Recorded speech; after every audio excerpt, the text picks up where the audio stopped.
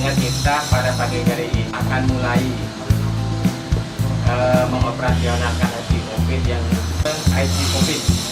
Jadi sebelum pasien dipindah, kita ingin untuk melihat fasilitas yang ada yang sudah kita manfaatkan untuk kepala ruangan di sini supaya dia lebih berkonsentrasi dalam hal dengan ruang monitor, yang monitor sentral, aktivitas yang nanti dia kerjakan.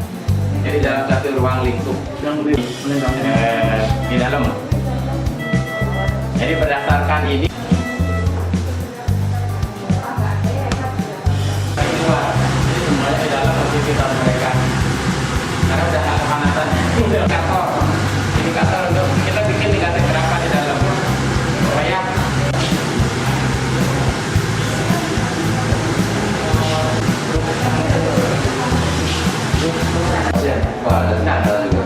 suhunya, karena kita udah pakai gitu, blower dari rumah. Naik.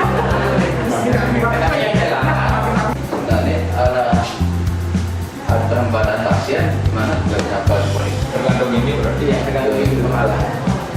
Jadi tergantung.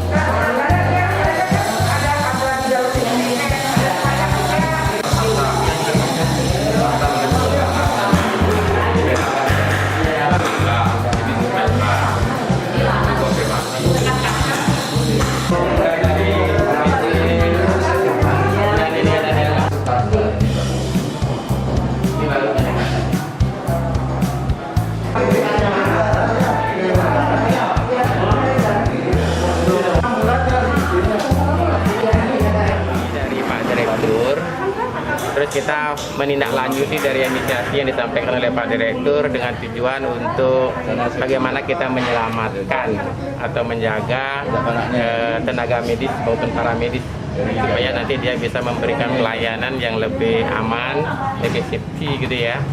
Di samping itu juga memberikan pengamanan juga terhadap pasien. Jadi supaya mencegah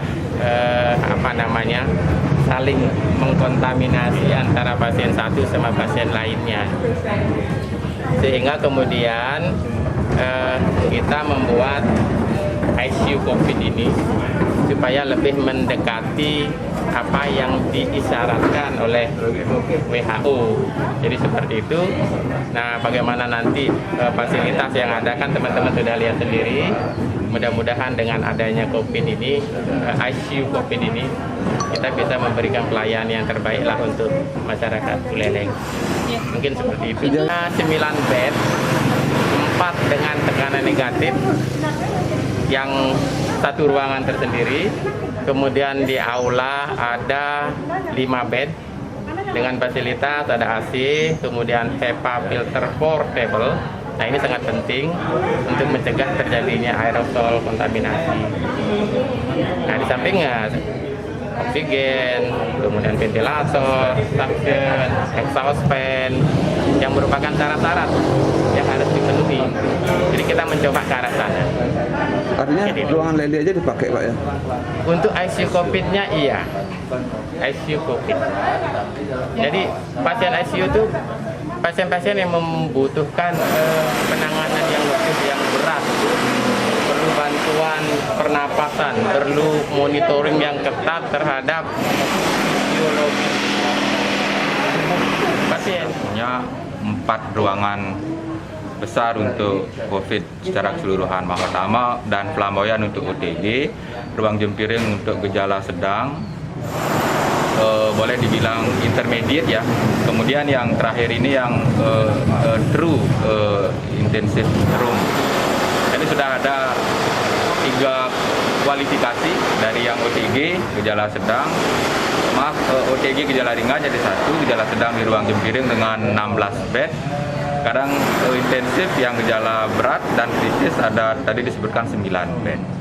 Ya, kalau dari total bed sekitar 60-an jadinya. Ya. Ada prosedur khusus untuk memindahkan pasien? Nah, nanti selama ini kan karena kita masih manfaatkan ruang jempiring untuk intensif merangkap yang gejala sedang. Nah, nanti akan distratifikasi atau dianalisis oleh tim. Kalau sudah memerlukan tekanan negatif dan ventilator, ya kita akan pindah siang ini ke ruang intensif di Leni ini. Untuk ruangan lain kapan bisa dibuat seperti yang di Bangsal ini, Pak? Sebetulnya kalau kita bicara penyakit infeksi menular, apalagi droplet airborne terutama, itu harusnya kan semuanya tekanan negatif. Tapi kita sadari semua di seluruh dunia pun, di seluruh Indonesia belum bisa semua ruangan karena dia memerlukan sumber daya dan proporsi. Ini kan keadaan wabah, jadi proporsi pasien banyak yang COVID ketimbang pasien umum. Tapi dalam keadaan tidak ada wabah kan pasien yang seperti ini tidak banyak. Jadi menjadi tidak realistis kita bikin banyak ruangan. Sehingga sekarang yang dibuat satu yang sesuai dengan standar WHO, kedua yang tetap rekomendasi. Misalnya menggunakan esospen, menggunakan kamar tersendiri. Untuk yang OTG ringan sama yang OTG dan gejala ringan kan boleh bahkan di rumah kalau bisa. Tapi saat ini Gugus mengisyaratkan jangan karena banyaknya penularan di luar. Sehingga di hotel, nah itu kan bukan tekanan negatif. Walaupun kalau kita mau bicara ilmiah harusnya semuanya tekanan negatif. Sekarang dipilih aja yang bergejala berat dan infeksius namanya. Jadi dia titer viralunnya, jadi kuman dalam tubuhnya itu sangat rentan untuk menular. Karena itu kita bisa lihat dari city value kan. Nah itu kita masukkan. Nah dalam keadaan normal tidak ada wabah yang masuk ruang tekanan negatif kan TBC dengan problem resistensi obat. Tahun depan.